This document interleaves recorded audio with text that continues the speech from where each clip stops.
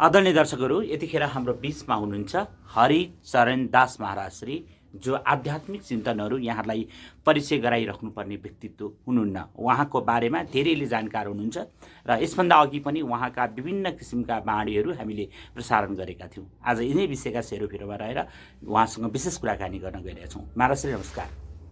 प्रणाम प्रभु। आराम हुनुहुन्छ? ठिक छ प्रभु। हिजो आज कसरी बितिरहेछन् समयहरू? हिजो आज नेपालको सम्पूर्ण भक्तहरूलाई, नेपालमा जनता बस्नुहुन्न, भक्त बस्नुहुन्छ, यहाँ आउँदा ऋण सोध्ने गर्छु, ऋण छ कि छैन भनेर भक्तलाई सोध्ने गर्छु, अनि लाख करोडका कुरा गर्नुहुन्छ। ती ऋणबाट मुक्त कसरी नेपाली बन्लान् भनेर चिन्तन गरिरहेको छु प्रभु। त्यस्तो छ? एकदम एकदम पीडा अरूकोमा एकदम। भनेपछि देश नै ऋणमा डुबेको छ। नेपाली जन्मने बित्तिकै 29,000 भन्दा बढी ऋणको भार बोकेर यो धरतीमा उसले पाइला टेक्छ। यस्तो अवस्था हो अथवा अरू पनि धेरै कारणहरू छन्? ऋण वंशजले बोकेको ऋण अवश्य पनि सन्तानले बोक्नुपर्छ। हाम्रा बाबुबाजेले गरेका गल्तीको सजाय हामीले भोग्नुपर्छ र उनीहरूले गरेका गल्तीहरू यदि हामीले पनि नसुधार्ने हो भने अब त्यसलाई चाहिँ बाबुबाजे कसरी बाँच्नुभयो, अब हामीले त्यसलाई कति कुरा परिमार्जन गर्ने हो, कति कुरा सुधार गर्नुपर्ने हो र कति कुरा थप्नुपर्ने हो, त्यो कुरा नबुझिकन हामीले बाबुबाजेकै कुरा पछि लाग्दै गयौँ भने आज 29 हजुरले भन्नुभयो 30-31 हुँदै ऋण घट्नेवाला छैन। गर्भमा बस्दा नै ऋण बढेर चाहिँ बच्चा जन्मनेवाला छ। तर त्यसलाई ऋणबाट मुक्त गराउनको लागि सरल उपायहरू छन्। त्यसको लागि एकता नै अपरिहार्य छ प्रभु। जस्तो एकताका कुराहरू गरिरहँदा यतिखेर राष्ट्र संस्था र हिन्दू राष्ट्रको लागि असङ्ख्य सङ्घ संस्थाहरूको बिचमा एकातिर एकता छ। त्यसमध्येमा पनि केही फेरि अर्का गुटले पनि अर्कोले पनि आफूलाई एकतै भन्छ। आखिर दुवैतिरको खेल चाहिँ के हो भन्दा राष्ट्र संस्था नै हो। राष्ट्र संस्था पुनर्स्थापना पनि भन्छन्। के यसरी फुटिएर राष्ट्र संस्था आउँछ र प्रभु? यो राज संस्था ल्याउनको लागि को लडाइँ म मान्दिनँ प्रभु। यो आफ्नो कुर्सी जोगाऊ अभियान भनेर मैले बुझ्छु, मेरो भाषामा मेरो आफ्नो बुझाइ बुझ्छु। किनभने राजा ल्याउनको लागि यदि सबैलाई राजा नै चाहिएको हो, सच्चा राजा चाहिएको हो र सम्पूर्ण प्रजाहरूलाई समान प्रेम गर्ने राजा चाहिएको हो भने पहिला प्रजामा एकता हुनुपर्छ। हामीले भनेका छौँ, पछाडिपट्टि देख्न सक्नुहुन्छ, दुई हातमा दुई झन्डा अरू जलाउने, सत्य शक्ति एक भई देश चलाउने। जब दाहिने हातमा सनातन धर्मको ओमको झन्डा हुन्छ, बायाँ हातमा राष्ट्रिय झन्डा सूर्य चन्द्र भएको झन्डा हुन्छ भने मात्रै यहाँ एकता हुन्छ। यहाँ कुनै पार्टीको झन्डा बोकेर अनि पार्टीको नाम चाहिँ मनमा राखेर यदि नेपाली प्रेमी भनिन्छ भने खासै राजा ल्याउनको लागि तपाईँहरू सडकमा नआउनु भयो हुन्छ भन्छु। बरु घरमा भात पकाएर बस्नुहोस्, कोदालो खन्नुहोस्, बारी बाँधो नराख्नुहोस्, त्यसरी पनि राजा आउनेवाला छन्। सडकमा निस्कनुको कुनै अर्थ छैन। तर समग्र व्यक्ति हामी नेपाली हौँ, हामी अब एक हुनुपर्छ। हामी नेपालको चन्द्र सूर्य झन्डा मुनि एक हुनुपर्छ, ओमको झन्डा मुनि गोलबद्ध हुनुपर्छ। यदि तपाईँहरूमा त्यो प्रेम आउँछ भने चाहिँ राजा पक्का छ। त्यस्तो अवस्था छ हजुर। नेपालमा राष्ट्र संस्थाको कुरा गरिरहँदा भर्खरै मात्र 14 वर्षको अन्तरालमा 14 वर्षपछि काठमाडौँको बसन्तपुरमा राजाको सवारी भयो, कुमारीको दर्शन गर्न, इन्द्रजात्राको अन्तिम दिन। तर रातको 11 बजेपछि राजाको सवारी त्यहाँ चल्यो।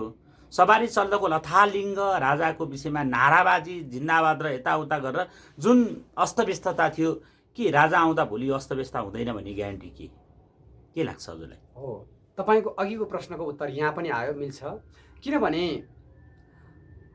सबै आफ्नो सङ्घ संस्थाले राजा ल्याउने हो भने राजा आइसके पछाडि पनि सङ्घ संस्था त बसिरहन्छ अनि चाकडीवाद चलिरहन्छ। एउटा सङ्घ संस्थाको मान्छे गएर राजालाई कुरा लगाउने, त्यो संस्था त ठिक छैन महाराज, त्यो त तपाईँको विरुद्धमा काम गरिरहेछ भनेर कुरा लगाउने। अर्को सङ्घ संस्थाले आफू राम्रो बन्नको लागि अर्काको कुरा काटिरहने। यदि भइरह्यो भने राजा आइसके पछाडि पनि कुनै औचित्य छैन। पहिला कुरो, राजा माग्ने व्यक्तिहरूमा एकता हुनु पर्यो। एक भएर एकमुठी भएर राजा माग्नु पर्यो अनि बल्ल सबैको राजा, हाम्रा राजा सबैका साझा बन्नुहुन्छ। नत्र भोलि फेरि राजा सङ्घ संस्थाले अहिले केही जुन व्यक्तिहरूले हाम्रो राजालाई मेरो राजा भन्ने गरेका छन्, त्यसै गरी भोलि पनि हुन्छ, त्यो हुनु भएन। जुन राजा सवारी भयो यो अति आनन्दको पक्ष हो।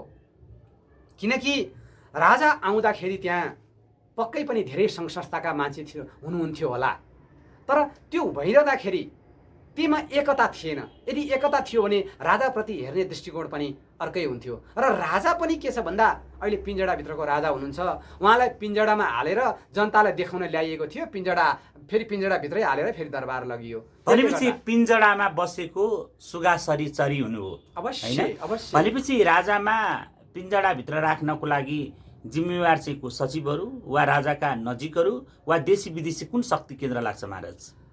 म कसैलाई पनि चिन्दिनँ। अब यो नामले कसैलाई तितोपन लाग्छ भने आफ्नो नाम सम्झेर मम भन्नु होला।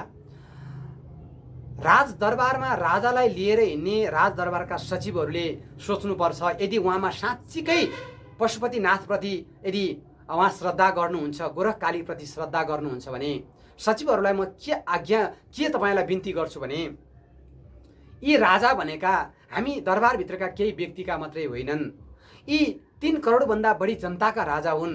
हामीले राजालाई पहिलाका गल्ती कमी कमजोरी केही छ भने पनि सुधार गरेर र राजाले आफू स्वयंले पनि जनतासँग भिज्ने वातावरण बनाइदिनु भयो भने बल्ल नेपालमा राज संस्था सुदृढ होला।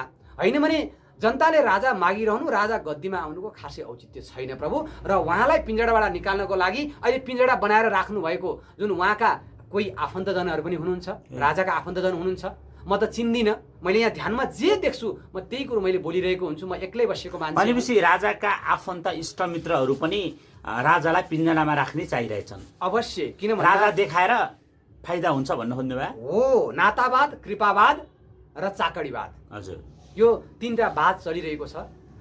नातावाद, कृपावाद र चाकडीवाद, यो 3टै वादबाट राजाले राजा हुँ भन्ने बिर्सिनु पर्यो। म नेपालको एउटा नागरिक हुँ र नागरिक बीचको म सूर्य हुँ भन्ने राजाले सोच्नु पर्यो। र जति पनि चाकडी गर्नुहुने व्यक्तिले होस् या जनताले होस् या जसले होस्, हाम्रा सबैका साझा राजा हुन्। हामीले राजालाई मान्नुपर्छ, राजाले हामीप्रति अनुग्रह गर्नुपर्छ भन्ने भावना पैदा हुनु पर्यो, प्रेम पैदा हुनु पर्यो दुई बिचमा। मेरो र आफ्नो मात्रै भन्नु भएन, यहाँ त्यही मेरोपन र आफ्नोपन, दुईजना व्यक्ति राम्रो हुने, राजालाई कुरा लगाउने र राजा पनि बिचरा अहिले त्यही मिठो राजाका नजिकका व्यक्तिहरूले लाएको मिठो कुरामा अल्मलिरहनु भएको छ। उहाँ त्योबाट बाहिर आएर यो बाहिरी दृश्य हेर्नु पर्यो। आज जनता कुन अवस्थामा छन् भनेपछि यस्तो छ नि प्रभु, जस्तो बीचमा राजा अहिले आम नागरिक भइबक्सिया छ होइन, तर हिजो राजा गद्दीमा हुँदाको राजा र अहिलेको राजामा राजालाई त्यही किसिममा प्रस्तुत गराएर जनताको बीचमा एउटा खाडल बनाउने जुन प्रयत्न हिजो पनि थियो र आज पनि रहिरह्यो भन्छन् नि, होइन र महाराज?